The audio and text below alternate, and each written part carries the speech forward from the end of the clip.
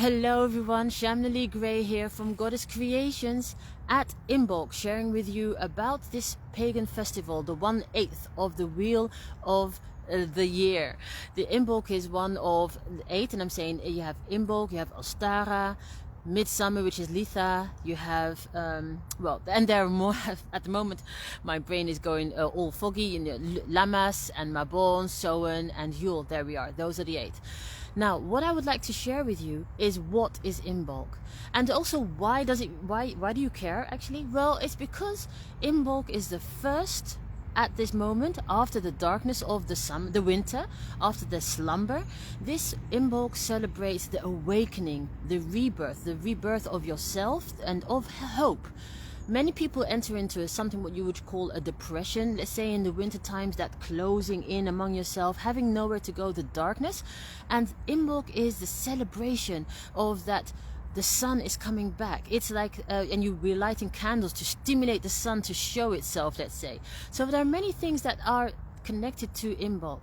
Another thing is that Imbolc also may mean literally in the belly, in the womb.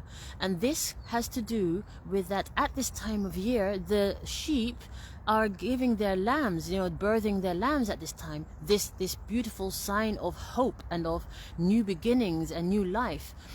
Many people people can drink milk at this time. You can drink sheep's milk, you can also drink cow's milk. This energy is the same. Milk, which has to do with the creation, the birth, the taking care of a child. That is also the energy of Imbolc, this nurturing of the new, this child that can be born, the child in you that can be learn to flourish and enjoy. I'm speaking in a very up-tempo moment. Why? Because I feel this too. At this time of the year, you can hear the birds tweeting around you. There is more energy in that. Even the planes sound different, or the wind sounds different.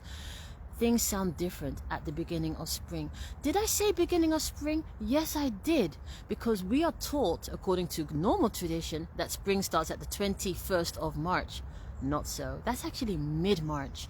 The 1st of February is actually the beginning. You know, that time when you have the snowdrops coming out of the ground, the crocuses, the daffodils, that first coming out of the ground. And I must say, I do talk about that also in our personal journey, where I talk about the lotus coming out of the ground. Is that sensitive bud that is just dipping their head above the ground to find out what are the possibilities of life. There come some geese behind us. I don't know if you can see it. There they are. So, what are the beautiful possibilities of life? Imbolc has to do with this energy. And then you have the goddess Bridget. Goddess Bridget is actually of the Welsh-Scottish area, let's say, and she is the keeper of the sacred flame, the flame that is always burning within you. And it is up to you whether you let it grow and, ignite your ideas, ignite your desires that you would like in life. That's the energy, that fire that's in you that is now, just coming into tentative growth. And that you can find out for yourself. Maybe journal. What is it that you want to have grow in this coming year? What light do you want to feed? What fire in you do you want to feed? So that is the energy of Bridget. Another part of her is healing. Now, especially after the winter, maybe more healing is needed, or healing from how you may be feeling physically or mentally or emotionally. But Goddess Bridget is the goddess also of the, as I said, sacred fires and healing, and the healing waters and wells of this energy. Now you can celebrate this by doing something creative, like making a Bridget cross or a corn dolly, or as I like to cook. So I think I'm going to be doing, and I have done this in the past, I'm going to be making a lemon cake with poppy seeds, or maybe what we call in Dutch manzat, lemon and manzat cake.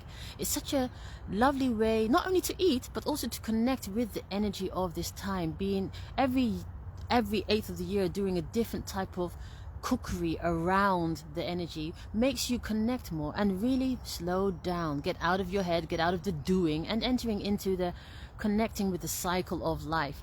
So you have those things that you can do, as I said, or maybe haven't said yet, but I also diffuse essential oils. I did this morning with basil, and basil is for the clarity and the protection that you can have, or cinnamon, which has to do with your balancing, or it could be cedar, which I also did this morning, which gives you more blessings.